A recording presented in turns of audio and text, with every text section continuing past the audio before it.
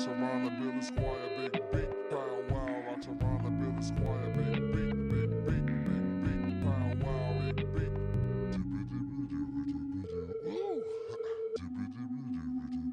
Ooh. I feel like it feels mildly disingenuous this time doing all the all the catch up when we How just are you? Yeah. caught up vaguely. Well, that's why, like, earlier today I was like thinking like, well, what are some things I could actually like bring up in conversation rather than just being like, tell me about your weekend. Oh, I was there for that. That's quite nice though. Yeah, we can We've caught up in person, reflect. so we can reflect Yeah, on the we can weekend. reflect on the lovely. Did you guys stay? I think you both left by the time I left way before either of you there two. ended up like a little circle at the end, which was almost like campfire chats kind of energy. Oh, Only we after really like missed 12 out. hours of drinking. But yeah, it was quite entertaining. There was a good like half hour that entirely focused in on people's various stories about dead animals.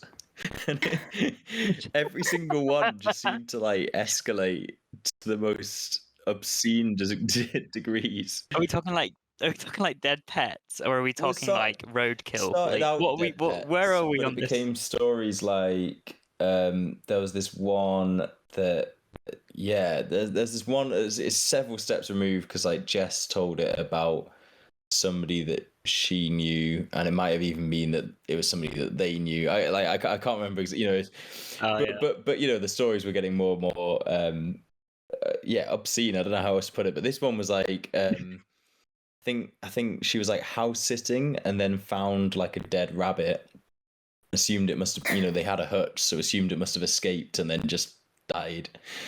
And they were really like panicked about it, so they were like, okay, right, what do I do? Well, it's much better for them just to sort of like come back and find it in the hutch, and it's like died peacefully. Did it belong to the owner of the house? Well, the house that she was sitting. yes, Actually, they would have said, "We have a rabbit." Well, it did. Okay. They came back and they were like, yeah, thank you for looking after the house, everything's great, but just one thing, why is our rabbit that we buried a week ago in our hutch? And it was like a fox had like dug it up or something. And then they just like place it gently back into the hutch or something. Oh no, they'd handled the dead rabbit for no reason. Just everything about it. But I mean, was she trying to cover up the death of the rabbit? Like, I think so. I mean, like, to be fair, so I feel like this does happen all the time, right? Like when we were all younger, like in my family, my sister had some goldfish, and like we went away, and then one of them had just gone. Look, this might be plausible, but Wait, gone? just gone, and like our granddad said, or maybe my family, I don't know, but somebody said, oh, one of them must have eaten the other one. I'm like, I don't know. I've still never looked up whether that's a thing, but I've kind Well, of. how big were they, like in comparison to each They other? were pretty Was much. one of them big enough? I think that does size. They happen, were the right? same size. Does it actually happen? Let's look it up. Surely an equally sized goldfish cannot envelop and digest a similar sized goldfish. I think That's it not. does. I think bigger fish eat smaller fish. Oh, I'll take your word for it. But I mean, like, family members lie about goldfish dying all the time. Like, I came back and my goldfish was dead, and everyone's like, yeah, it was a really hot summer. It probably died of the heat stroke. And then it turned out that my cousin had poured booze into the fishbowl when he was staying over for the yacht races. Yeah, I've heard that bastard. story before. It's definitely happened to a few goldfish, I think. Vodka in a tank or something. I think mine went in like a Tupperware, and then we buried it with like a little note, and now I'm just thinking there'll be this like Tupperware putting microplastic in the soil because the goldfish will be like long gone. I've never heard of anybody burying a goldfish before, especially in a sweet, Tupperware. really. Yeah. Was there water in the No. Tupperware? Because I'm picturing it like you just. I'm picturing you buried it in like a watery casket. To, like, I think it was just to represent- like mimic a coffin. Oh god! Well, like- I mean, Ronan, did you have a dead animal story for the circle? Oh, well, mine was just more traumatic. Like, Oh, no. well, as in just a classically like one of my early experiences of death, and it was just my hamster that I loved dearly, and it died. So it's just, I felt like mine was less amusing than than most people's. I've still never really got over Putting the desecrated corpse of a loved rabbit back into the Just to relive it all over again. There was others as well. Like Zoe had one about I don't know, like somebody who. You know what, like I feel like a lot of the details are blurry in a lot of these, but at some point it ended up with somebody's Highland cow getting the head chopped off and then put in a vat of acid. What? Yeah, I think they were trying to like. You can't just. They were trying to get it to like the point of being a skull to like to have as decoration, I guess. And then it's becoming very dark very quickly. Yeah, it was funnier at the time. When you've had like 12 hours of drinking, you're all sat there like, oh, this is really wholesome chat. It's hard to justify. And then it turned out one of David's mates worked in pet insurance, which I just thought was like the icing on the cake. I don't think I have anything super traumatic about animal death. Nothing that springs to mind. Nothing anywhere close to decapitating a cow and putting its head in acid. I think the key part was that then it didn't actually get all of the skin off. You had to like take it out and then scrape the remainders of the skin off. Yeah, like I say, I'm not gonna lie, it just doesn't sound as amusing now. But now that you're like sober, like post-work day, you had to be there. You had to be there. I think was it not a bunch? Was it not a little bit off-putting for the vegetarians, including yourself? At the time, this sense of going from a personal story about my hamster dying to an increasingly escalating series of just grotesque stories just sort of like seemed quite a funny set of circumstances. But yeah, I'm backtracking a bit now. I got caught in a conversation with a very chatty Middlesbrough man on the train home. Of course. It was one of those ones where like I was sat down, like I was on a later train than I was supposed to be on, but I had like the open single or whatever it is, so it's fine. But like I just ended up sat in a seat that wasn't mine, but no one else was coming for it, so it was fine. And then I had my headphones in, watching YouTube or whatever, and then this guy comes down and he's like, oh, is this free? Can I sit down? I'm like, yeah, no worries, all good. Put my headphones back in, and like maybe 15 minutes later he just starts talking like kind of at me. I've had a few of these, yeah. And it's like, well, I have to take my headphone out. I can't just ignore him because he was being like genuinely friendly. Took the headphone out, had a little chat. He was like, oh, he's asking me like what I'd been doing in London and if I was from there. And I was like, no, up in York and all that stuff. And we were talking about like where I work. And then he was asking loads of questions. So I was like, oh, I feel like obliged to ask him as well. So I was like, oh, how about yourself? And he's like, I'm going up for a funeral. I was like, okay. Sorry. But it was just a case of like, the train journey back up north is like 2 hours and a bit.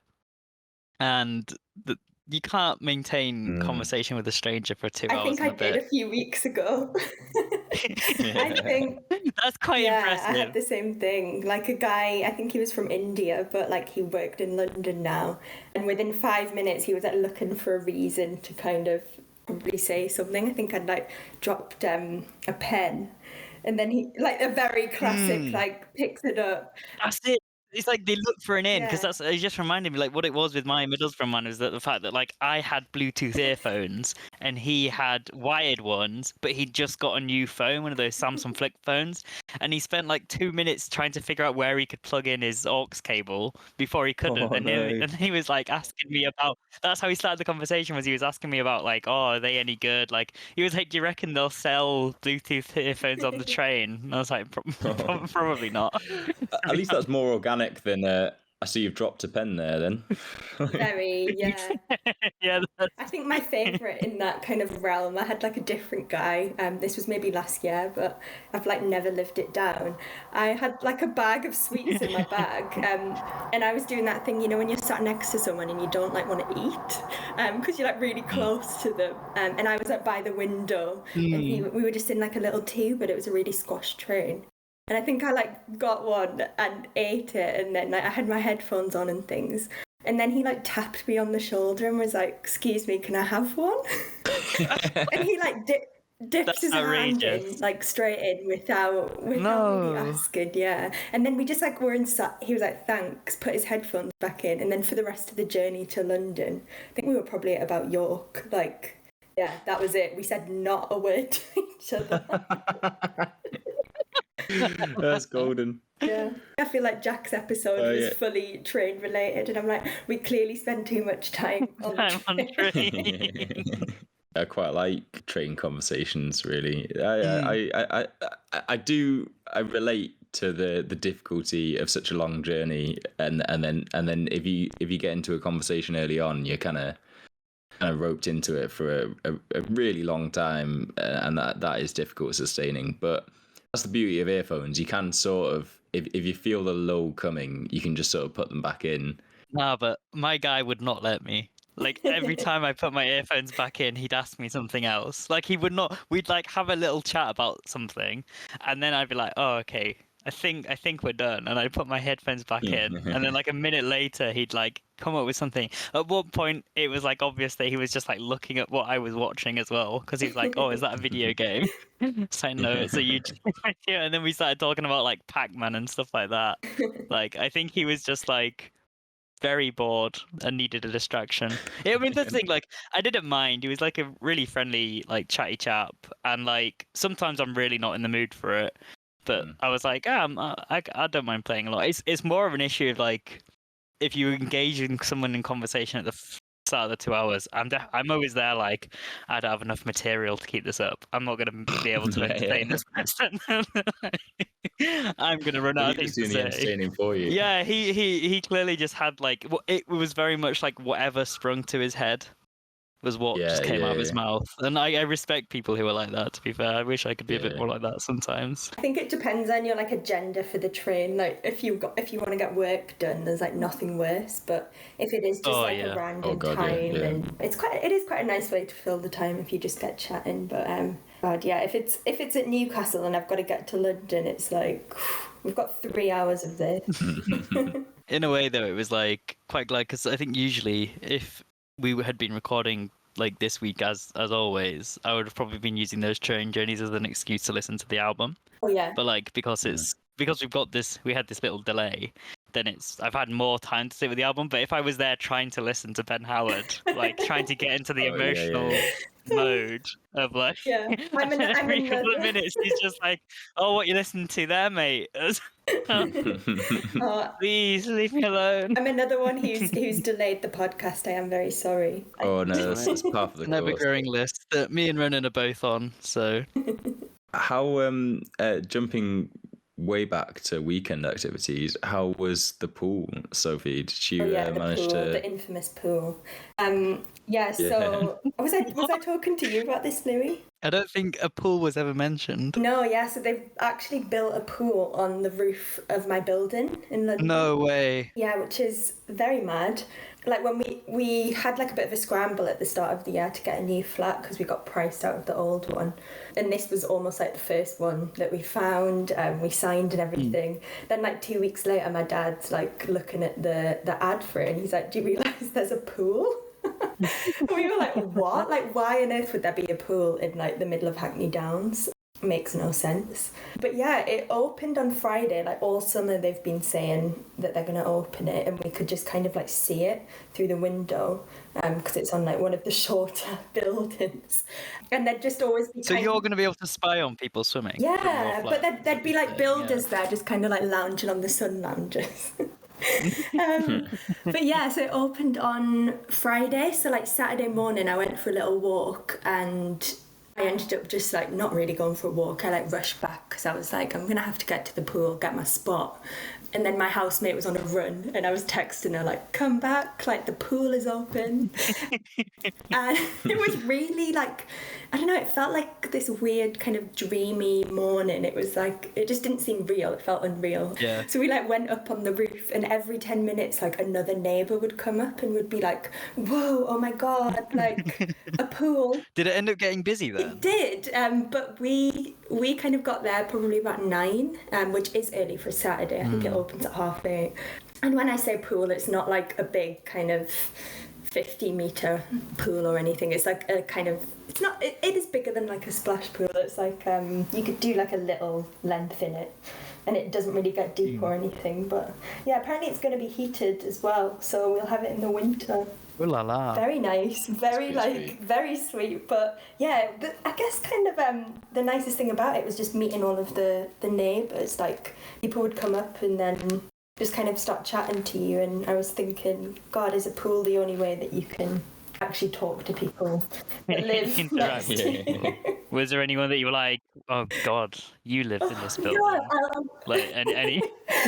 There wasn't. There was some girls downstairs who were really nice. They were all like medics, and we've made like a little group chat from it. It's properly communal. Yeah, but then it kind of got to about lunchtime, and I think it was time to go because there was just like a big influx of kids splashing. Oh, and, yeah. like, I mean, they're gonna love that, like having a pool, but They're not going to come round and knock on your door and demand like extra £200 rent now that there's a pool. probably. I think the people who have bought a flat in the building have to pay like this insane service charge for it. They pay like $4,000 every 6 months or God. something, and then Oh I my don't know, God. yeah, a lot of money. But then the renters kind of pay nothing, so we've got this sweet deal. Yeah, we pay nothing towards it, so I'm hoping that they don't come knocking at the door like, you should actually contribute to this. But... Are you allowed to could we all come round for a pool party? Oh yeah, so, or is it like well, residents I only? think they've said like the next 2 weeks you can like bring a guest, but I'll bring 2 guests, but after that I think they're going to charge, which I think is absolutely ridiculous. So I'm like, oh, like my mum comes round and they're like 15 quid. That is outrageous. But they probably just like need a way to make money. Just to 'cause stop you from just bringing all just of built us it all. round. Literally, I'm gonna be like, everyone come round, pool party. No, I would love to do that, but I kind of don't want to be homeless because of it. Yeah. I mean, like everything about it is kind of like just Set up all for over that. the place. But yeah, the fact that there's no better way to represent the chaos of the London housing market than the fact that you got priced out of a property only to end up in one for cheaper with a pool. Priced out of a property which was having to go under renovation because it had the same cladding as Grenfell, right? Oh, bloody So hell. I got priced out of a flat which had permanent scaffolding for 2 years, which meant we like couldn't use the balcony. There was a pigeon nest. It was grim, but we also like kind of didn't want to leave because it was home. Yeah. And then we like scrambled to look for somewhere. We end up finding like a new build. Everything's brand new. There's a pool on the roof, and it's less. Less per month, so yeah, pretty sweet. But I brought my friend Hannah yesterday. She was, of course, like, I was like, do you want to go for a walk and get a coffee, or do you want to come to the pool? And she was like, pool. Cool. Every time. Yeah, and a girl from home actually messaged me and was like, is this you? And her like boyfriend's friend from Newcastle was visiting friends in London and had like put this story on of the pool, and it was like me and Hannah there like in our swimming costume. I was like, this is so weird because there's like 10 people up there. I will admit, like, I've seen other people, like, in the past post Instagram stories of, like, rooftop pools, and I've always assumed, oh, look at those rich, Yeah. Look at them, they found a rooftop pool in London. They must be in such an exclusive venue. Literally, it's just like if you swindle the housing market, if you're lucky, you can find one. And you can live there. I mean, I'm saying this now, I'm probably going to get kicked out in 6 months. So. You can just make the most of it until then. Make the most of it, yeah, exactly. Oh. Did you think you had a segue for a moment there? No, I forgot where we were. More of something else entirely. So, Sophie, Yes. tell us about your album pick. Yeah, I wasn't really sure how to go about this. I'll probably go off on a few tangents. We love tangents. But we love tangents, yeah.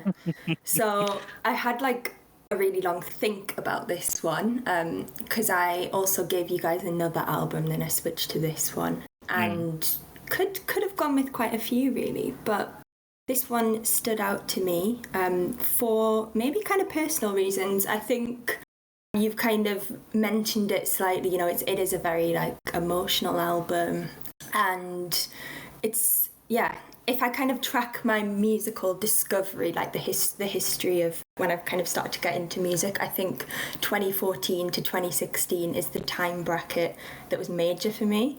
Kind of that like year 11, ending school, going into sixth form, like the pre-uni years were when I really like started to get into music.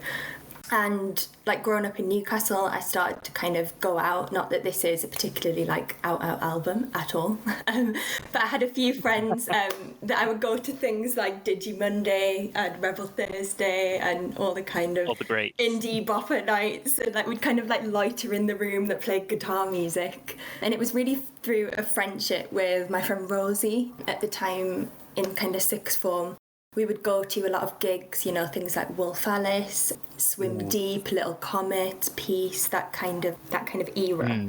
But Ben Howard for me was like a calming voice, maybe someone that I'd listened to more when I was like on my own.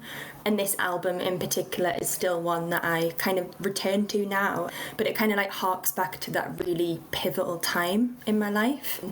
Kind of when I really got into discovering new bands, really caring about music, and like so much thought would go into like creating playlists after school. I'd have like perfect names, the perfect like cover image. And he would be kind of more like on the calm, like sleep playlist. So with people like Bon Iver and like Unknown Mortal Orchestra. And like, this was like, yeah. So it just kind of encapsulates that era for me, really. And it was before I discovered anything remotely electronic. It was all kind of guitar music at the time. So yeah, that's my main reason for picking it. Was I Forgot Where You Were like your first Ben Howard introduction there? No, so I think I did kind of listen to Every Kingdom. That was his first album, which is filled with like way more kind of like sing-along hits.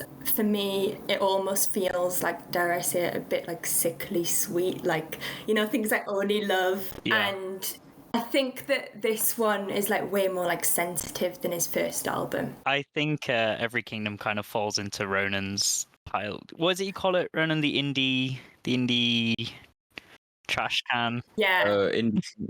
Like Indie landfill, I think is like, it's not my term. There's a term, and we've talked before about like a revisionist take on it. In that, I think for a lot of us, it was stuff that we grew up on and would probably be willing to stick our necks out and defend. But it was, I guess, it's that there was like there was a bit of a sort of influx post Arctic Monkeys of just so much indie. Yeah.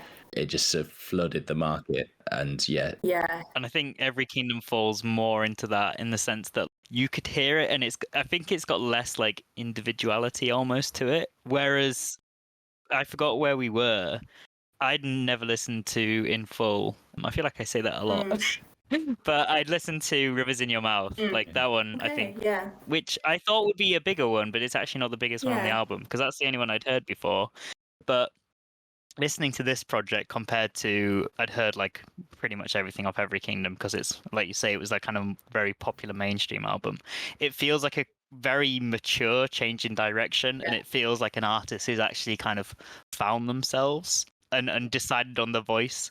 And I saw, I did a little read up on Wikipedia to see if I could find any like good, you know, Ben Howard facts or whatever. Yeah. And I saw a little snippet that was like plucked from someone else's review. So I don't want to claim credit for it, but I thought it was quite a good description. Was saying that like Ben Howard started off in the same branch as like Ed Sheeran when they began, and Ben went more towards the kind of artistic, soulful expression of his own artistry direction, whereas Ed just kind of kept pumping out Every Kingdom-esque albums and made all the money in the world. That's something I was actually going to touch on as well. I think if you're kind of like a fan, that turning point, you know, after the first album, the second, the third, fourth, fifth, like that is, a really, really big part of his music. I think it's off the back of like he was nominated, or I think he won maybe like 2 Brit Awards, and he played like the Pyramid Stage and things around the time of the first album. And that was when he was like really compared to Ed Sheeran. It's mad that he blew up that much immediately off like his first, because wasn't Every Kingdom his first? Yeah, and I think it's that kind of singer-songwriter genre of the 2010s, you know, when everyone like had a guitar sound and Yeah. but I think this album Loop pedals as well Yes. seem to become really big. That's so like Shoegazing. Yeah, I think this album is a bit more kind of, maybe not aggressive, a bit more like brash, like melancholic, a bit of like an edgier sound to the first one, and It's rawer. yeah, It's real. yeah. But at the same time, I yeah. find it really comforting, and that's maybe because it's something I've like listened to more than anything else. And I think Ben Howard himself kind of touches on that Ed Sheeran comparison a lot, and he talks about how he kind of went inward or like turned away from the attention, like he didn't like it, it didn't have like a positive impact on him. So it's interesting. So there was some kind of a conscious rejection of that path. Yeah. I suppose you've almost got like a living case study of an alternate path for Ed Sheeran in that respect as well. Obviously not to. It's like they're alternate dimensions looking of through each that other. lens. Yeah. Alternate dimensions is a good. Ed Sheeran is if Ben Howard sold out, and Ben Howard is if Ed Sheeran. Sure. Yeah. stayed true. I'm trying to think who else was big at the time. Maybe like Paolo Nutini or that sort of. In my head, Paolo Nutini's always been an old man, but he's not. But like the name just implies like Italian It old does man sound to like me. Kind of bald. So is he not? I need to look up. I don't know anything. I don't know who this person is. Sorry, I'm just gonna look that up. He's the one with the new shoes song. Right. Yeah. He does. Again, part of the indie land looks- film. Yeah, kind of, yeah. But basically, but with a couple of we're moving classics. away from that. Is my point. Sorry, I've got distracted now. Just about like, that is Paolo Nutini. For anybody, I'm thinking my parents here, who I also feel won't know who he is. Get a picture in your head of who you think Paolo Nutini would be, and then look him up, because it's just quite interesting. That I was imagining like Pavarotti. I was imagining a big fat Italian man. Like, so you're right. That's like spot on. I kind of always pictured him looking like Picasso. That's who isn't Italian, but just that kind of well. Anyway, I was gonna ask about Sophie, the playlist that you put together back in the day. I remember that like period of like it was like that 6th form period of time where like you're into the music discovery stuff and you're actively making playlists. That's where all mine and everyone was very, very proud of like the playlist they'd put together, and I think we all had that phase. But like, do you still have those playlists, and do you still return to them at all, or is it kind of like you pick out the artists that you want to actually listen to and leave the rest of it? I don't think I use Spotify now for other people to view at all. I think I use it like completely for myself. Privately, yeah. But I think I make more kind of like seasonal playlists, or like monthly or yearly, or just like things that I'm listening to at the moment. I don't think I like to kind of categorize it as here's my calm music. But I know a lot of people do that, and I know it is a useful thing to do. I've noticed that there is definitely a distinction between people who do mood-based playlists and people who do like seasonal-based playlists, or like my current songs playlist. Because like Ronan, you do a lot of like this is what I'm listening to at the minute playlists. And like Charlie does like a lot of, this is this month's music and this is this month's music. Yeah. And is that like a similar thing to what you do? Yeah, I think I do. I think I had monthly playlists going for a while, and then maybe as I've started to work, I just can't keep up with it. It's too much effort, yeah. So I have kind of like summer or like winter playlists. Probably in a similar way, I'll just like kind of, if I like a song, I'll put it on there. But it doesn't make a ton of sense, because I'll maybe have something that's like a bit more upbeat and electronic, and then something slower, and it doesn't like flow in the way that a mood playlist would. So if I had the time and energy, I'd definitely return to that. I don't know if this is like a crazy theory, but like I think there's an element that when you're in that kind of 6th form phase, obviously like you're a teenager, your hormones are high, you're feeling a lot more emotion, I feel, at that point. So I don't know if it's just easier to make like this is my sad songs playlist, because sometimes I like to feel sad.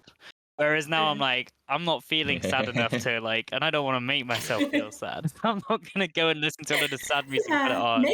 I don't know if that's maybe I loved this at the time because I really felt sad, or like I like played into my emotions more. I think now, if I'm sad, I'll try and make myself feel happier. But yeah, you definitely like wallow in your emotions at that time. 100%. And I think you care more what people think when you're like kind of late teens, you know, you want to be perceived in a certain way. And that like definitely carries through to like uni. Let me present you with my sad playlist. Please validate my sad boy picks.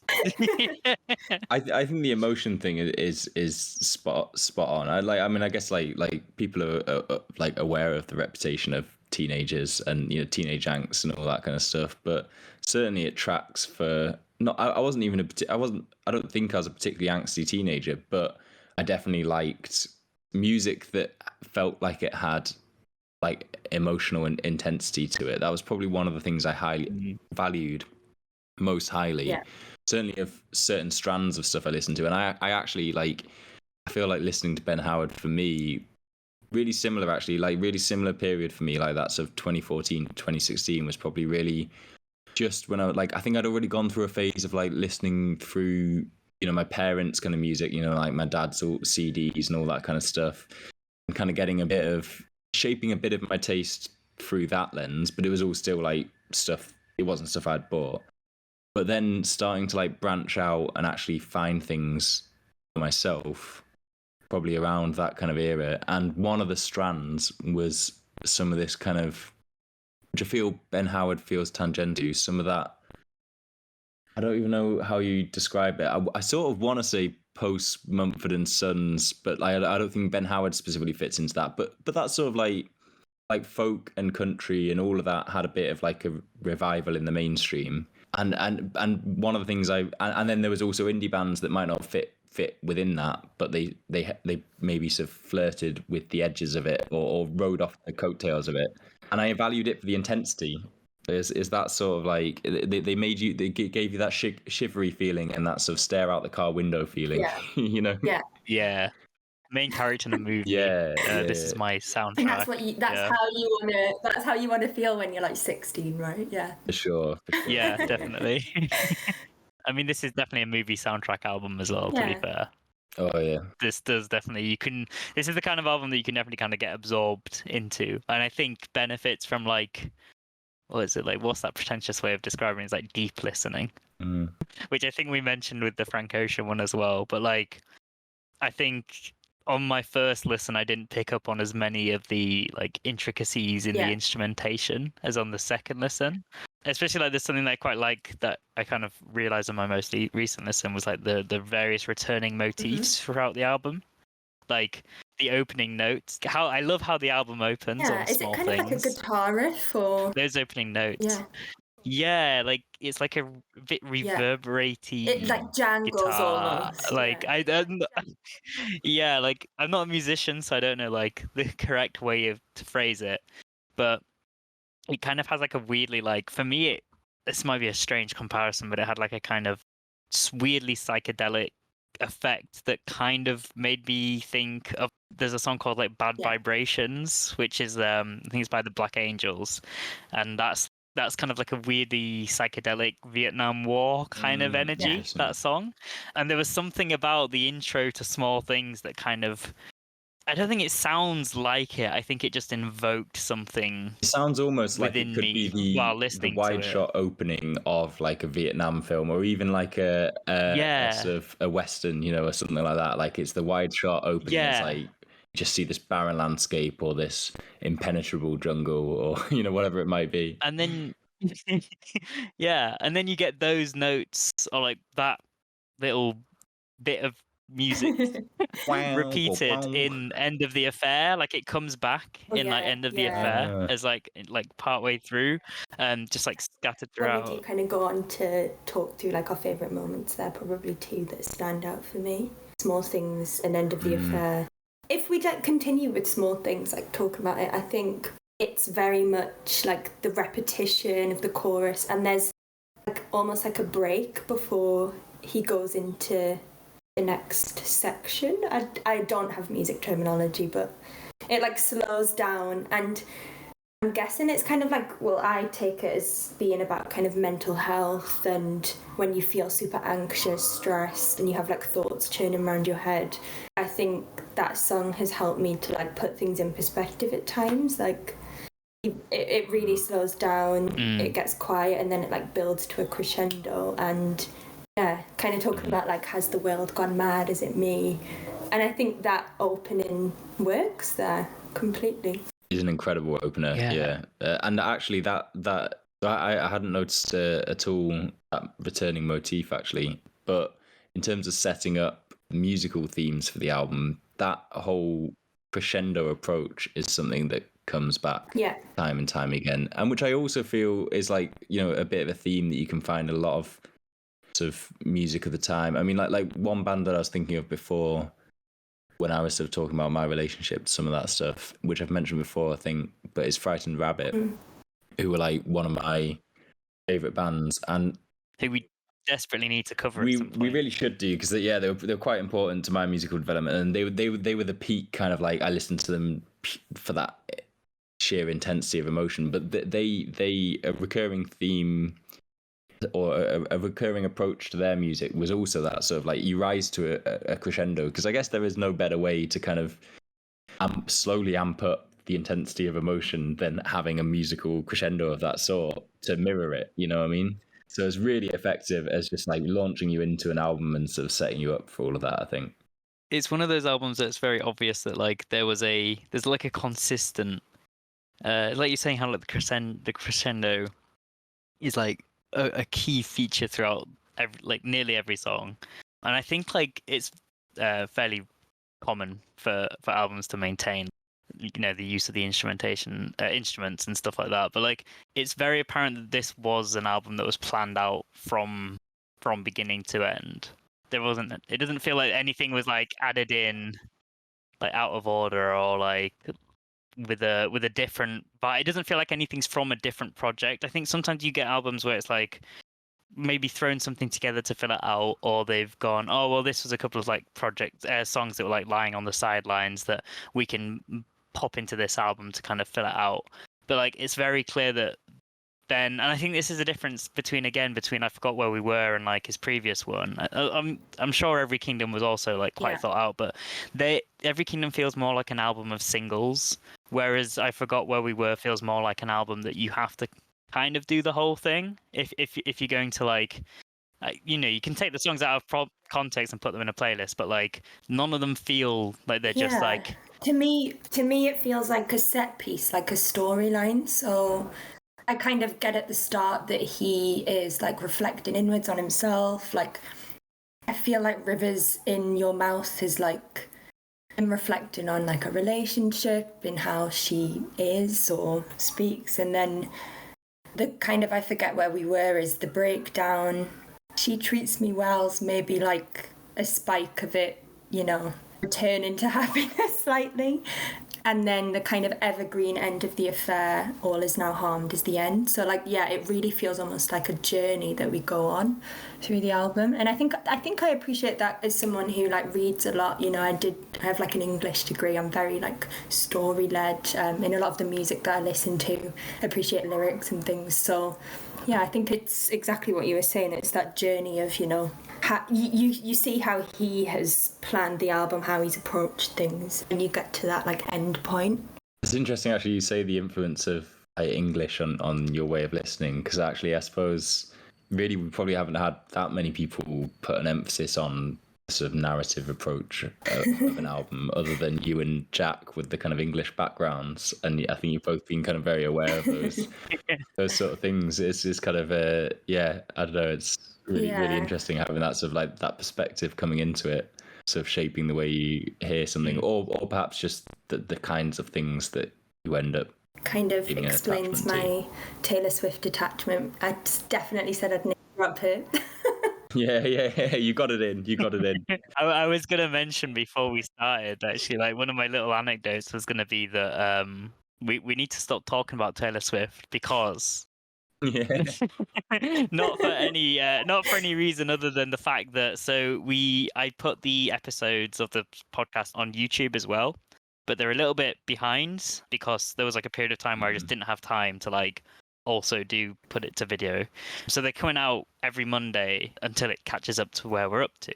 So the most recent one, well, the one came out today, presumably. It's all like automatically set to do it when it's supposed to. But the one before that was the Taylor Swift episode, and it got like flagged up as like, this video will have limited reach. Like the algorithm isn't going to promote it. And I was like, oh, that's weird. Why is that? And you click on it, and it's like, oh, it's because it has a trademark in the title, which I didn't realize was a thing, because I've never seen anybody have a problem with they put Microsoft in their title, and you'd think it'd be fine because you're just talking about, but we have no music in the podcast, nothing like that. It's literally just because the title is more of something else entirely, episode whatever, Taylor Swift. Taylor Swift has trademarked her name, and her lawyers have, and they also have clamped down on its use, because all of our episodes have the album title and the artist title, and it's never been like, oh, Tyler the Creator, no, you can't use his name, how dare you? But Taylor Swift, all of a sudden, and it's not that it's blocked or demonetized, it's just that it's well, it is demonetized because we don't have enough subscribers for it to be monetized. But it's literally just it's not going to come up in people's recommendations because it has a trademark in the title, and they've clearly decided, we're closing that down. So just a warning to anyone out there who's going to make Taylor Swift content. She hates how much you, is this I guess. costing us to be? She hates her all fans. the times we've mentioned her so far. This playing a dangerous game. I know. She's been in so many of our timestamps. I'm going to have to timestamp her here. I'm so sorry that I just had to get it in. Cost us 50 quid, Sophie. Moving on. 50 quid potential future earnings in case this ever has any. Pops off. Does Ben Howard still feature on newer playlists, on these kind of monthly or summer, winter? Is he a seasonal man? I think perhaps his more recent album. I was going to say this actually as well. I didn't realise he was still making music until just now. I think a lot of people are the same. I think I've just kind of clung on to it because I kind of loved this kind of time period. But if we kind of go through the albums, I think this is definitely my favourite. I have enjoyed the most recent, and the kind of two in the middle. Is it Noonday Dream and I can't think of the other one. The top of my head. Collections from the Whiteout. Yes, they were I do appreciate them, but not something I revisit completely. Is it a similar kind of sound to? Yeah, definitely a bit more. I forgot where we were. I think as time has gone on, he's definitely kind of gone a bit more left field. Oh. And then maybe with the more recent album, it feels slightly more commercial. I was going to talk about kind of seeing him live because I've seen him a few times at different stages, and I think when I first saw him it was the tour of this album, and it was in a big arena, and he sounded so fantastic, but he really shied away from engagement with the crowd. Interesting. No pitter patter. Was it just there? I'm here to do a job. Yeah. And it almost didn't. The music filled the arena, but his stage presence wasn't there. But I mean, respect to him. I don't think he's a performer in that way. And then I think he can almost get a bit of a bad rep in the industry for that. I think a lot of people dismiss him as he didn't play Only Love, and he didn't look at the crowd. And I saw him in Edinburgh as well a few years later, and I think he was actually sat facing away from the crowd. Oh, that's a bold move. Which is unique. Was this in another big venue as well? This was the Edinburgh Playhouse. We were all sat down, which was unique in a way. You couldn't stand, so we were just fully seated, and there was no interaction. And he didn't even face you. No, he didn't. I almost respect that. That's strange. If somebody's received a lot of crap for having not enough stage presence, and they're you know what, I'll show you no stage presence. The next stage would just be doing like the Wizard of Oz, just do it from behind a curtain, and but just that is... and then it turns out you're not even in the room. That's how it felt at the time. And I think in lockdown he did a kind of really visual performance that you could live stream when we were all stuck at home. And I remember watching it. It was at I've like Googled the name. It was called Goonhilly Satellite Earth Station. If you guys ever want to check that out, but it's like a virtual concert, and you like couldn't really see him much at all. It was just this like really dramatic space like landscape, and he was like playing the Noonday Dream album. But yeah, I like off the back of that, I'd say more recently, I saw him perform his new stuff at Glastonbury and then at Alexandra Palace this summer actually with my brother. And it was really, really special. Like it was on the field at the top of the hill. There was like a great view from anywhere. It was absolutely pouring down in the way that it likes to in like peak summer. Yeah, no, it was just so good. Like his fan base obviously isn't huge. Like Louis, you didn't realise he still made music. I think a lot of people are the same. Yeah, I kind of thought he was one of these, not a one-hit wonder, but like two albums and done. I thought he made a big splash. In my head, like the narrative of Ben Howard was he made a big splash with his first album. Everyone thought he was going to be part of like, he's like Ed Sheeran, he's going to be one of these big poppy dudes. And then he went in a rogue direction. And no one cared anymore. Well, not that rogue really, but like a less commercial direction. Less people listen, but it was like this like arty footnote in musical history. And then he just kind of disappeared into the wilderness and probably lives in the woods somewhere, like growing berries or something. And then I just literally went on his Spotify page now and was like, oh, he had an album this year. Yeah, and I think that was maybe what was special about when I saw him in the summer. Like his fan base isn't as huge now, but everyone there like genuinely cares, and there were like people a bit older with their kids, and he actually engaged like way more with the crowd than he normally does. I don't know if that's because there were like some major things have happened in his life recently, which we can get onto, but like I think he just knew that people were putting up with the really crappy weather and they were really drenched. Yeah, I think he's like happier that he's got like, maybe he's like come to terms with his fame a little bit more, but also like these are the people I want to be performing to because they appreciate me.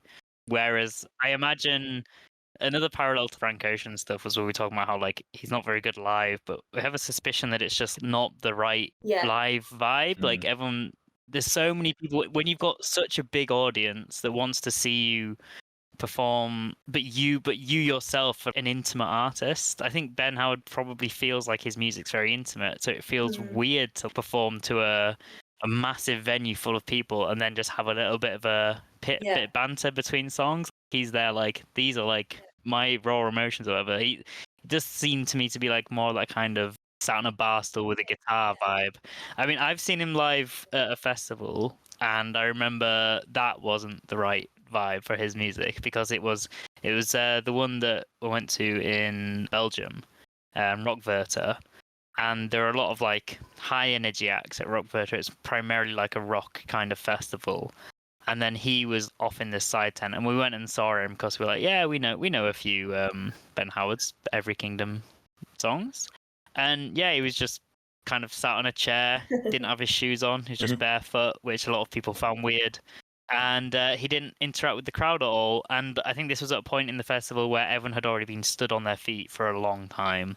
So everyone was just kind of, is it even worth standing up for this? Like people were starting to sit down. Like the whole energy was just very low. Whereas I imagine if you go and see him, like if you were in a venue that, I imagine like the Edinburgh one may be better if he wasn't, the fact that he wasn't facing the crowd takes away from it a bit, but like somewhere you can be sat down in the dark. It feels like somewhere you should be sat down in the dark and there's a spotlight on him. Like that feels like the kind of music. Yeah, right? I don't know if he's maybe just like developed as an artist in that now. Like I saw him at Alexandra Palace, but it was like outside in the park and it felt really euphoric, and it wasn't inside. We were stood up outside, it was raining, but like I almost think he's just like came to terms now with himself as an artist. Like back in the day, like I mean, going off this album, he was troubled, right?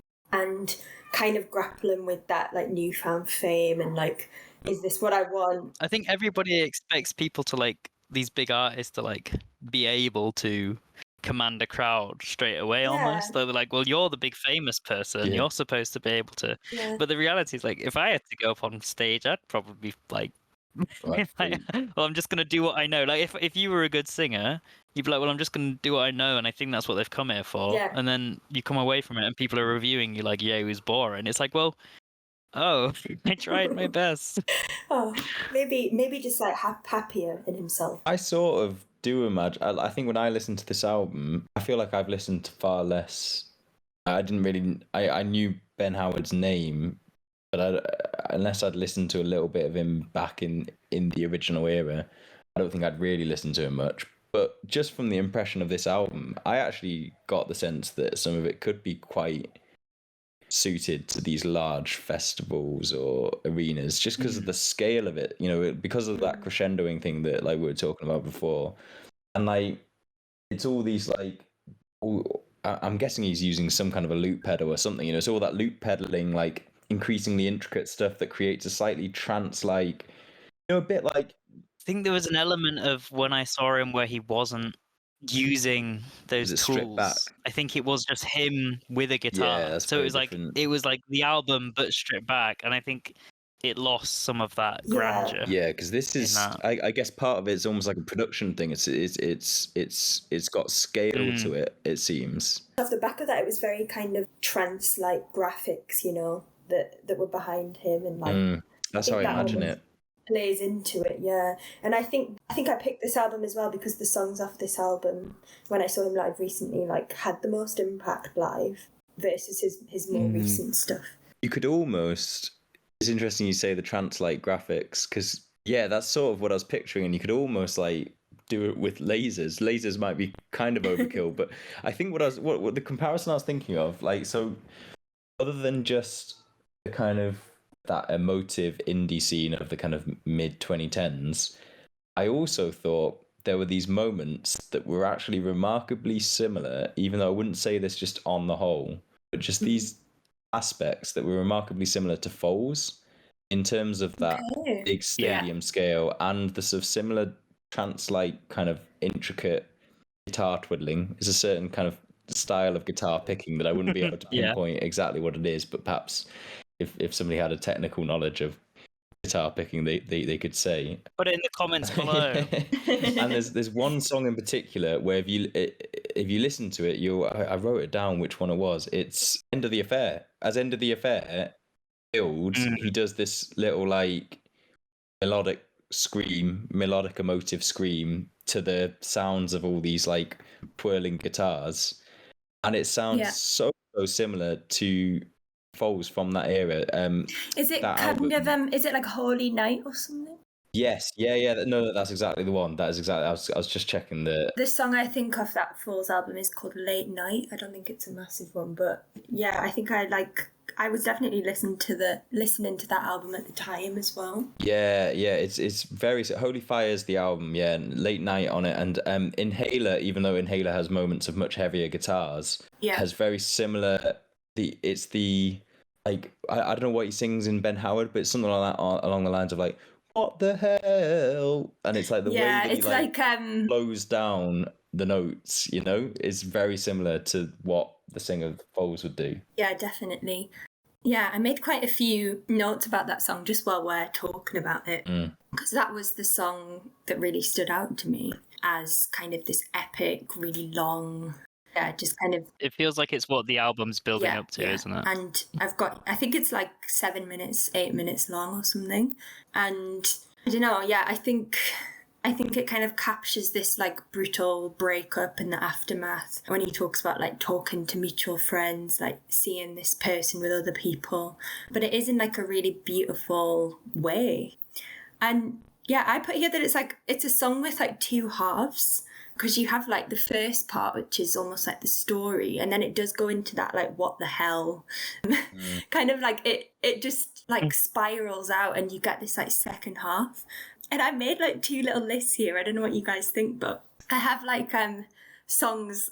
I feel like in my head, in terms of like subgenres, there's like songs that have two halves like this, which have like the same effect for me. Yeah. And then there's also songs that I always talk about this, actually. I've talked to Jack about this before. Like, there's like this subgenre of like epic songs, which like aren't necessarily the same genre. I think End of the Affair like fits perfectly into that list for me. Sort of like really long epic storytelling. So I could I've literally made a list because I was like, I love that. I'd love to hear some others. Yeah, I'd love to know what else is on there. This is great. Yeah. So in terms of like songs with two halves, I've put like classic like 505, Arctic Monkeys, The Chain, Fleetwood Mac.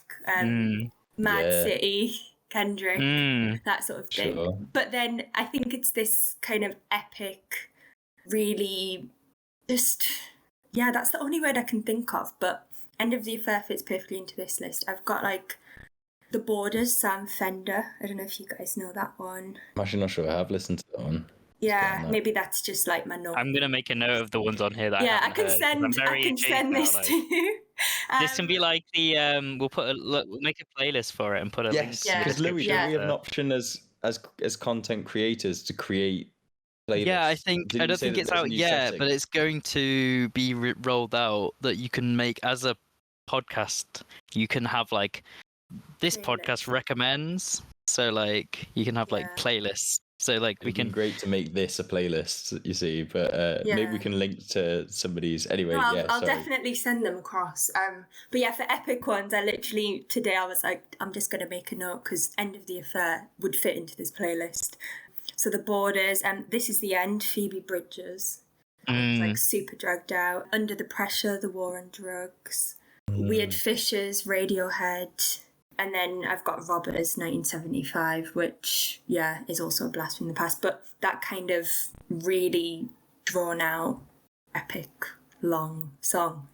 And the list could go on. Like, you could really add to that. Is it specifically songs that have? I don't know, they're not necessarily all long either. There's just something Is to it narrative focused and a sense of like epic scale? Yeah, I think it's the narrative focus. That's maybe what I was getting at earlier when I was talking about the kind of storytelling element and maybe why I like this album. Yeah, I was gonna say like it's another aspect. It's another like example of this your English background of Yeah. like enjoying these like sprawling epic narratives, like not just like an Yeah. album but like a song that encapsulates a story in and of itself. Yeah, and I think Yeah. I think that is what draws me to albums and songs in particular. That's maybe how I pick my favourite song from an album. It's like there's I've never been. I wouldn't say I'm like the.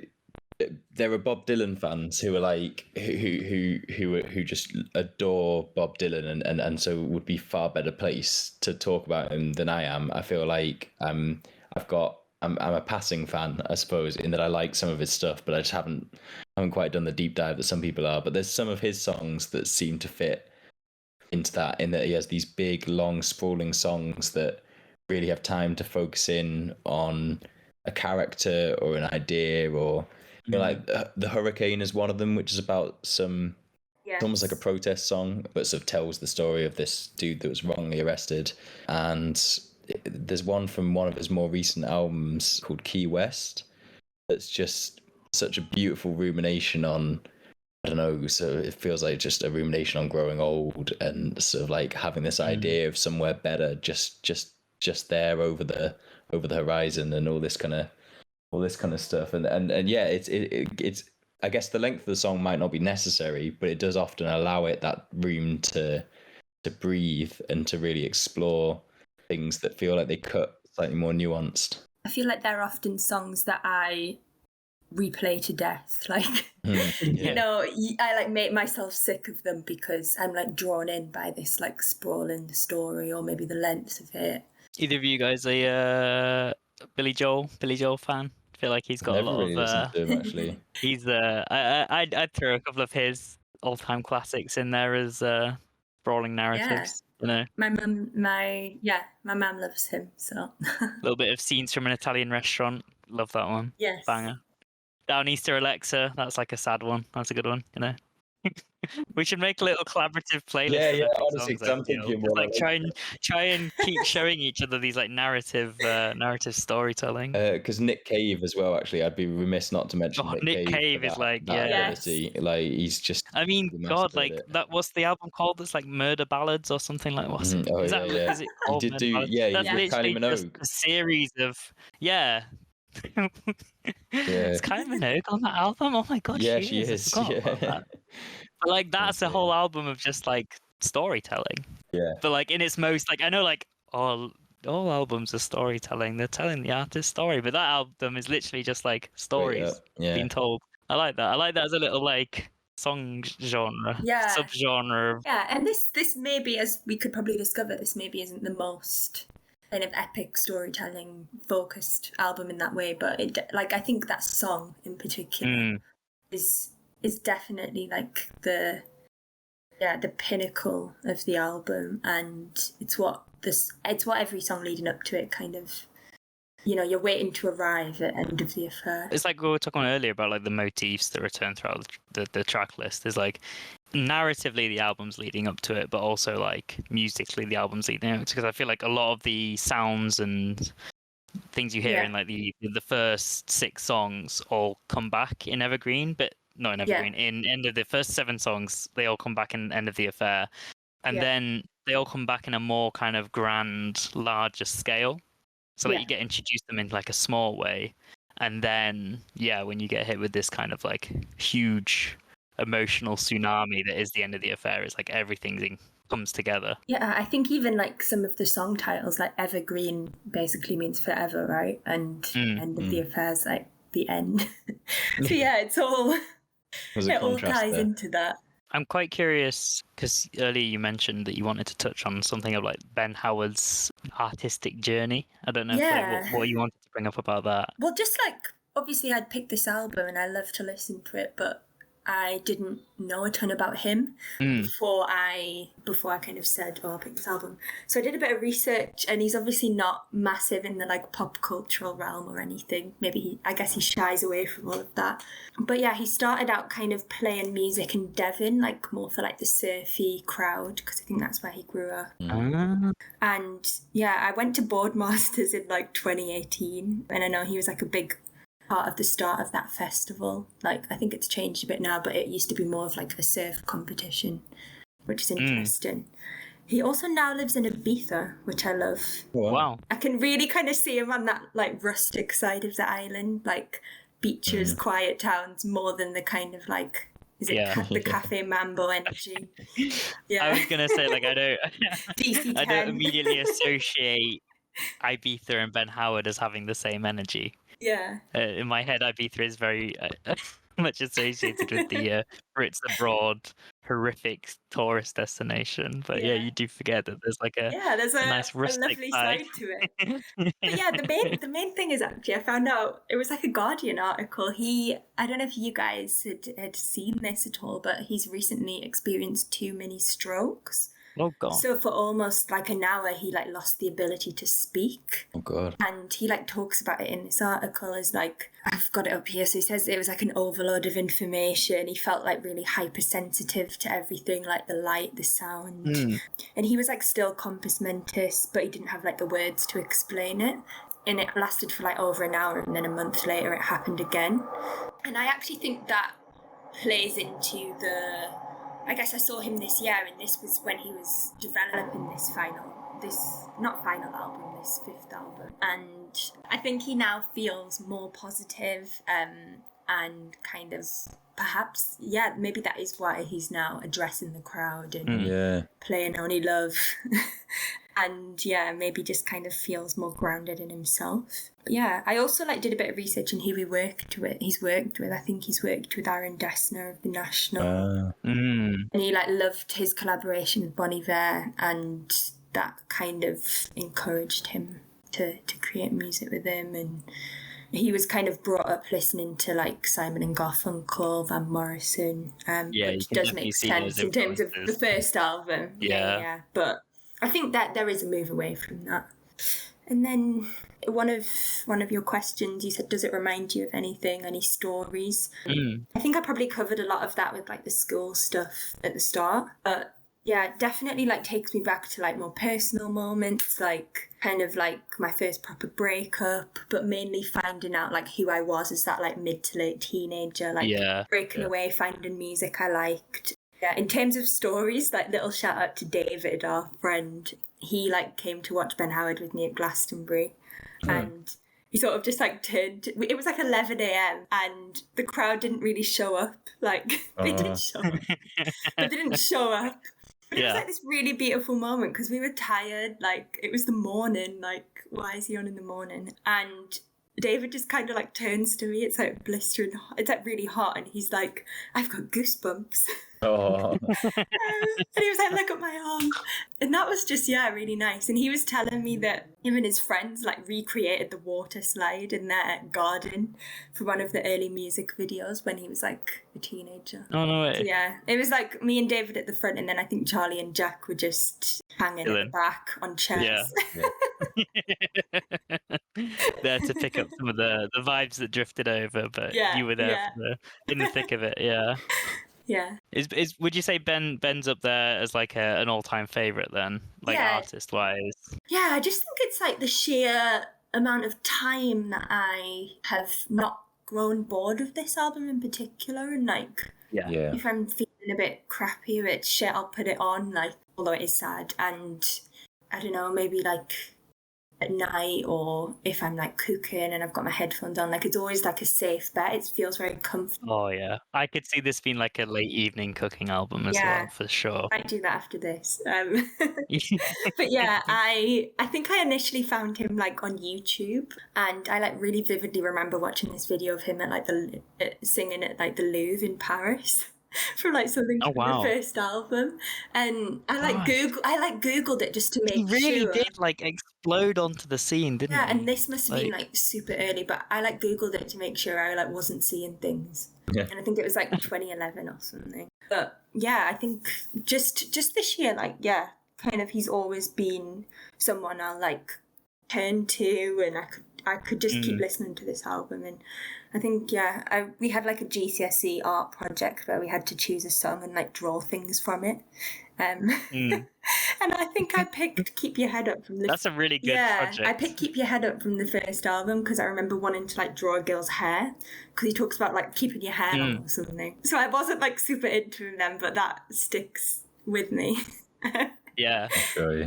I think there's like a really like unique, wonderful connection that you form with an artist that you find during that stage of discovery that you then still like as your taste has matured. Because I think there's a lot of artists that you find and like listen to, and like I've got playlists from back in the day that are 1 million songs long, and you can put them on as like a bit of a nostalgia trip. You're like, there's a lot of stuff on here that I don't really want to listen to still, but the ones who you do, so like Ben Howard for you, there is just simultaneously there's this bit where you're like a little bit pleased with yourself that you're like, I had good taste. I had some amount of good taste back in the day. And also this kind of, I guess, there's like emotional connection with something that you can associate with those fluctuating emotions, like you say, the angsty teenage phase.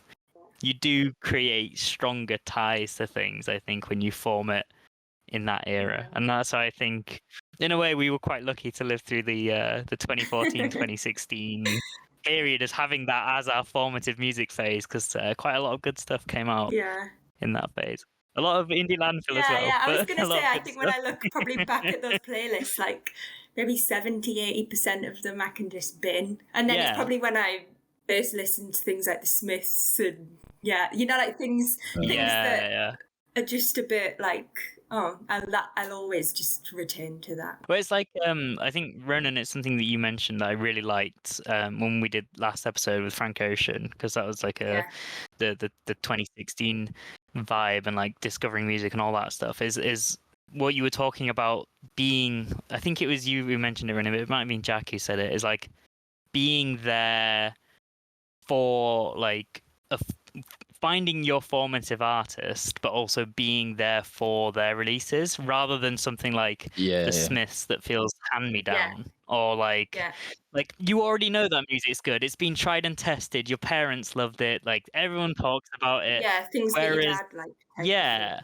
And it's like, it's fantastic music, and it can have an emotional connection, but there is really something special about having that moment with a modern day artist and having that kind of growing with them, like you have with Ben Howard, like seeing them live and like following their story and being able to return to them, and then having this, like, presumably at some point in the future being able to pass it down yourself and be like, this was like one of my favorite artists from the time. And maybe the next generation can appreciate it as well. Yeah, maybe I'm just a bit lazier now, but I definitely don't get that as much with kind of modern artists. I think it becomes harder as well because you've sort of increasingly you've heard it all before, so to speak, and obviously you haven't. But like, Yeah. I think you become more musically jaded somewhat. Yeah. And so it takes something to really do something different to sort of take you aback a bit, and it's why like you get these moments like Radiohead's Kid A that everybody loses their minds over, not just because it's kind of it was a progressive sound and it was doing new things, but I feel like as well as that, you've got a whole generation of music nerds who had grown up being into Radiohead, from the early 90s. So imagine they'd got into them at 18, and suddenly Kid A comes out, and they're in like in their early 30s or whatever it might be, and suddenly it's this new sound, and they feel that excitement again at hearing something new. So it's as much to do with like the age that they've got to and how jaded they are. It's not just that the sound is new; it's like that it's hitting people who are just jaded and sick of it all. That really makes me realize that so many of my favorite artists and projects come from when I've like discovered them. They've been like my first dip into a new sound, and that's why they've stuck. And then other artists you discover later maybe stick less because you're like, oh, I'm kind of integrated into this now. I've never thought about it like that before, but yeah.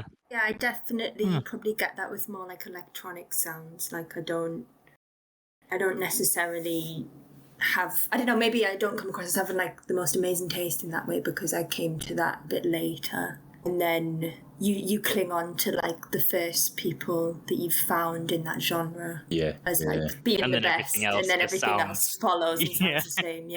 Sounds the same. Yeah. Did you guys have like a favorite song? Was it? Ooh, yeah, we could get on are we to- ready to? I was gonna say before we do favorite songs, was there anything else that you had like noted down that you wanted to cover, or do you feel happy to? Because I feel like sometimes like I want to make sure that you feel you can come away from this discussion and feel like you've done Ben Howard proud. You've done I forgot where you didn't leave anything off the table. But if you're ready to do favorite songs, I've got some favorite songs that I'm happy to do otherwise. No, I think that's everything. Okay, well we've actually already covered.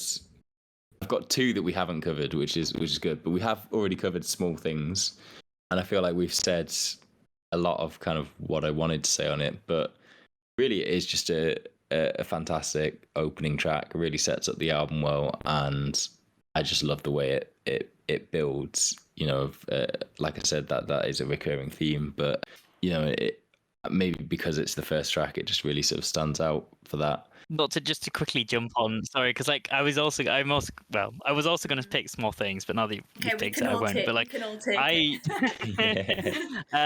I just wanted to add, like you say, like it is a fantastic opener. It took me by surprise with its opening.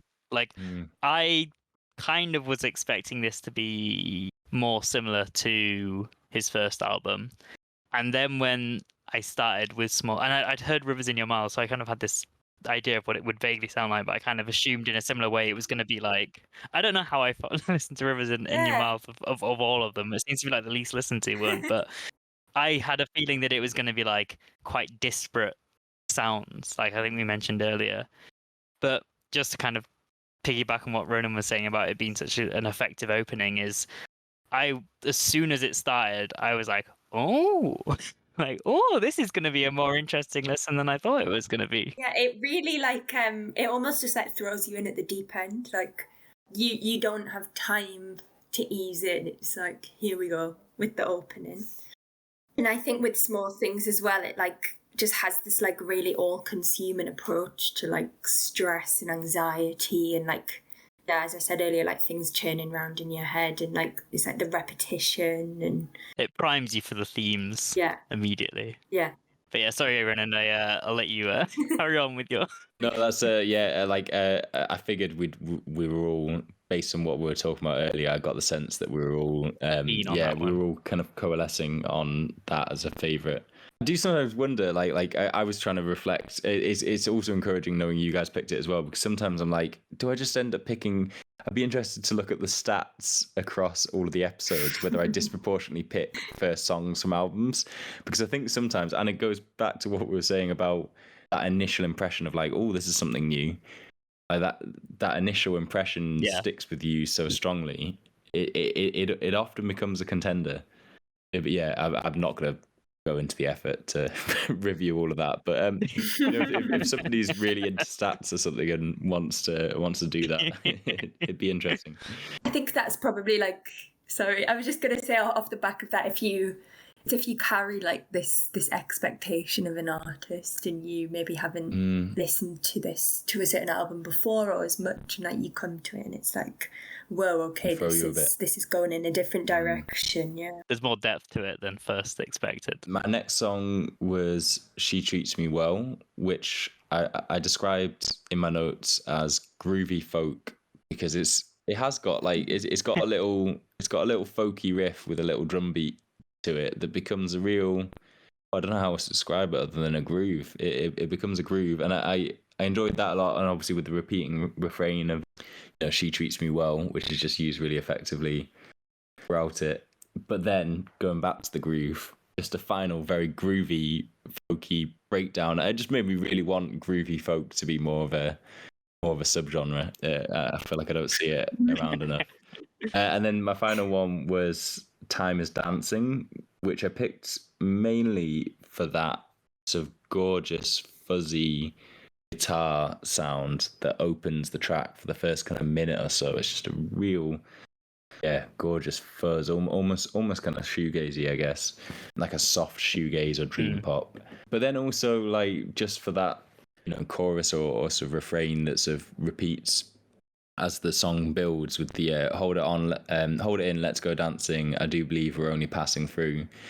I love that turn of phrase, I do believe we're only passing through. The way it captures a sort of carelessness, a sort of throwing caution to the wind. I'm also not certain, like it feels like it's neither condoning nor being nor being critical necessarily of that point of view. Or perhaps it's doing both at once. It's both sort of critiquing it as a bit flippant whilst also celebrating it as something very human. I don't know. I'm picking that up mainly through a feel of the music than analysis of the rest of the lyrics or anything. But it feels like it sort of holds both of those possibilities, that it doesn't fully endorse, nor does it fully critique either, I guess. I think the name of the song, like "Time Is Dancing," like it kind of captures that really fuzzy gorgeousness that you talked about. But then if you do think about the words, like "time is dancing," it's like, you could analyze that in some. I think it's also thinking about. I was thinking partly about the context of like the rest of the album has so much like heartbreak, or the end of the affair or whatever. Like suddenly it feels like a celebration of kind of momentary love and happiness. So suddenly feels like taking down a peg or two in the context of other songs and stuff like that. So, but yeah, I don't know. It feels like it has a lot sort of contained within it. But yeah, really enjoyed those. My three were actually two that we've mentioned: "Small Things" and "End of the Affair." And then probably the title track, I forget where we were. I just kind of love like the sheer like gravitas again of the lyrics, and like the kind of, I don't know, it opens talking about like Syria and being blinded by the sunshine strip, and how he's kind of like diving into these like this dark matter, but then the person that he's with is just like laughing, and it's almost like that they can't see eye to eye, and it's like the realization of that, which we do also kind of get in Rivers in Your Mouth. You can see that I'm very much analysing things from like a lyric point of view. But yeah, I think it's like he's just kind of trying to feel a bit more self-assured, and like the things that he cares about are important. And it's quite a dark song, even in the like kind of drawn out, again, repetition. I think those first three are like, they'd probably like those first three opening tracks are probably my favorite three. I will pick two others just to like shake things up a little bit. I just think that it's such a beautiful progression from Small Things through Rivers in Your Mouth into I Forget Where We Were. And I think those three, I guess, are like some of the more emotionally turbulent ones, because they're when it feels like it's going wrong. And then in Dreams and She Treats Me Well are a little bit more positive, a little bit more optimistic, a little bit more kind of in love, I guess. Whereas the first three feels like this kind of falling out of love. And then obviously the end of the fair is the emotional accumulation of like all these various emotions at play. So I think if I was going to pick 3 songs to listen to, it's very convenient that they're all right next to each other. And by the time you finish the third one, you'd be dragged in enough to just or keep you could listening just to the stop rest. there. I do agree. I think. But like the other 2 that I want to pick are actually, I mean, End of the Affair I feel like just goes unsaid. I think that's kind of like we've already said everything about it, so it's like that obviously is on everyone's list, but like just to kind of mix things up as well, I like the 2 closing tracks as well, and in particular I like on Conrad there's like just to kind of lean in on you being more of like a lyrics based listener by the sounds of it, Sophie. There's a line in that I really liked, which was "We will never be the change to the weather and the sea," which just feels like this kind of sense of perspective on a relationship, because I think it's kind of very easy to, especially with like this kind of romantic songwriting that you get, it's very easy to kind of feel like in a relationship, in a new relationship, or in a singer-songwriter relationship especially, there's a lot of big metaphors thrown out, and there's a lot of like feeling like you're the only 2 people in the world that matter. And I think there's something about that line that captures this sense of like, okay, so maybe that honeymoon period's come to a close, or maybe after a relationship you have that kind of perspective and being like, we weren't, we had all these lofty ideas of what we were this force of nature, but the reality is that we were just 2 people, and we weren't going to change the world. We weren't going to change, we weren't going to change the weather and the sea. Like, there are these vast immovable objects, and the reality is that we were just two little people. And I just thought it was quite a poetic. I think as I've listened to this album for quite a long time, I think Comrade was probably my favourite at one point. I love that song. And there's like, I'm not too sure. Well, I know it's related to like Joseph Conrad. He's obviously got like The Heart of Darkness, which is a novel, and then A Tale of Conrad's. And I think people have said that it's to do with A Tale of Conrad, which is kind of this story that's like to do with abuse of power. If I just Google it here, it says, in which a suspicious officer breaches an innocent sea vessel, tries to prove them guilty, and in the process destroys them. So it really is just this like literary metaphor. And I think he maybe is reflecting, maybe feels like he's been taken advantage of. Yeah, and that's kind of how it ends. He's like feeling a bit more trained. A bit more trained. Yeah, he's feeling a bit more self-assured. Like, he's confident. He's like, okay, I was taken advantage of. But he does it in a really... It feels like there's this kind of sense of rationale and like seeing things clearly for the first time in Conrad. That's what it feels like that. And I feel like that's what that line encapsulates, is like, I see what we were in reality. Yeah. Even the music, like the opening, it's like, I don't want to try and do it now, but they're like, do do do do do do. It feels quite like this like mask being pulled from your eyes at the start. It's very like fresh, and like it's like almost like the clouds are clearing. Like, maybe I'm looking too far into this, but that is what I get from Conrad. Yeah. It does, because it follows on from The End of the Affair, which is this very like broody, complicated song, and then there's this kind of brighter.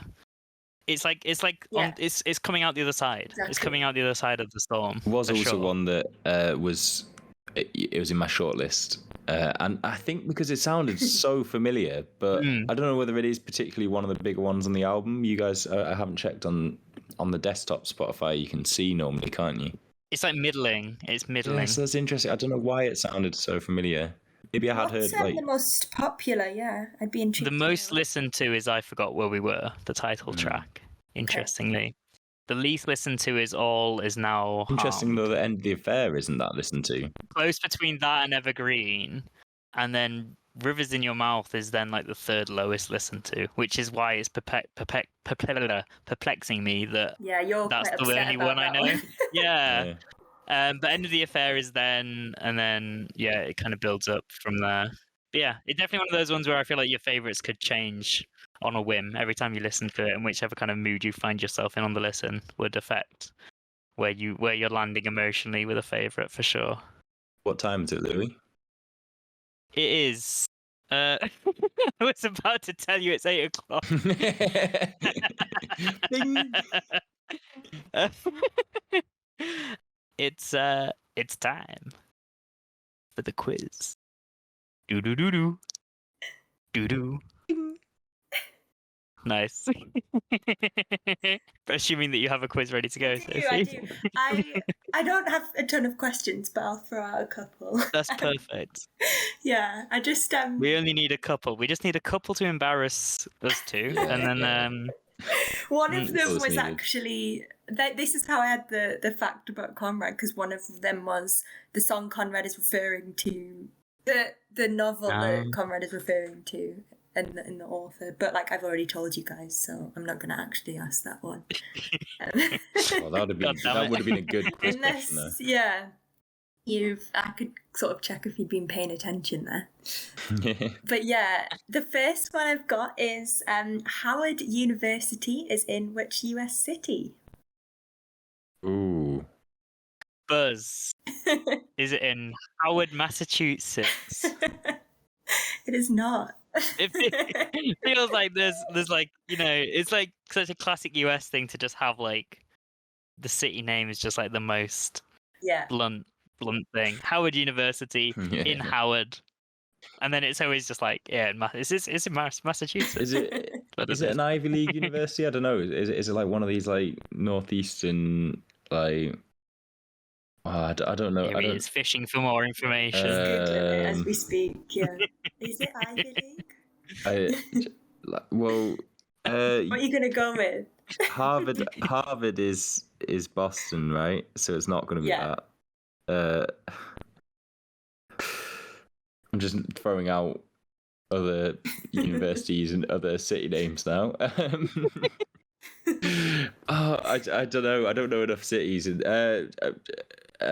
What's the capital of Ohio? Should Chicago. That's not the capital of Ohio. Chicago, Ohio. Nah. Oh God. Final answer, yeah. Howard, Maine. No, it's actually in Washington DC. So yeah. Okay. Both wrong. The big city. Yeah. Oh God. I'd never heard of it, but yeah, I'm not sure I'd have got that. But somehow I feel like I should have. It feels like it's potentially an easy guess, but it's not because we're fools. So. Okay, and then I've probably got one more question then. So, due to his association with the town, Ben Howard was chosen in 2014 to appear on which currency? No. Which currency? Really? This is fully... I didn't know that was even a thing, that towns could put people on their currency. What? This is Wikipedia approved, so I can go back and check. Which currency? Plymouth. Does Plymouth have a currency? I don't get, I'm so confused by this. Oh yeah, I get how it works. Can local councils now just produce legal tender? Whatever they fucking want. I'm gonna say it was a pound coin. Wait, what was the question? Was it which city, or what was it? On which currency due to his association with the town? Yeah, I think it. So it wasn't like I think they put his head on a pound coin instead of the Queen / King I think Charles. they put his head on a 50p then. Yeah, so this one's a bit random. So it's the Totnes pound was a complementary local currency intended to support the local economy of Totnes, a town in Devon, England. Oh, it was wow. in circulation from March 2007 to June 2019 when it was discontinued due partly to an increasingly cashless economy. That's really interesting. So I they wasn't basically far off they with Plymouth. just agreed that it would be legal tender within the town, presumably. Is that Yeah, I kind of want to know a bit more that's about so that. cool. But I wonder if That's that's actually a really And why Ben Howard? because he moved. I think he moved there when he was a kid and then was kind of brought up in Devon. So he's kind of like star of the town. But wow. yeah. Oh, I love that. You know what? I actually think that is a really interesting policy, and I sort of feel like I wasn't ready for just interesting policy wonk stuff at the tail end. Of Segue. Now we'll this talk about. podcast. Yeah. I had a feeling that it Cashless was economy. it would be like the Cornwall pet area just because of what you mentioned about Yeah, boardmasters. But alas, I don't know like anywhere in Cornwall. Yeah, really. I've never. I don't think I've been Plymouth. to. Is it Totnes? Totnes? Not been there myself. I mean, that's the thing about the south of England is that all the town names sound Yeah, it completely sounds made like up, a little does, yeah. which in a way model they were, village or but something. it has a Morrison's, so it's established. It looks very nice. It's like I also saw it on Wikipedia, so it's Then got to on be a true. £10 note, it's on Reddit. Oh, there it is. Looks a bit mad. I might set the thumbnail for this one as the My Ben Totnes Howard. tenor. Totnes tenor r/Ben Howard. Fantastic. Wow. I bet loads of kids Wow. or teens that loved him had that pinned on their wall. Yeah. Oh, definitely, yeah. Plus, if it's been That is discontinued, cool. it's presumably I now rate quite that. rare. It'd be Yeah. Could get one on eBay. Huh? it'd make for a cool poster, like a little tasteful mini poster. Yeah. Very, very mini. I can see it in a frame with loads of white space around it. Oh yeah. On a really arty Yes. wall somewhere. And then having that white space. And people are like, is that the Ben first Howard. £10 you've ever earned? It's like, no.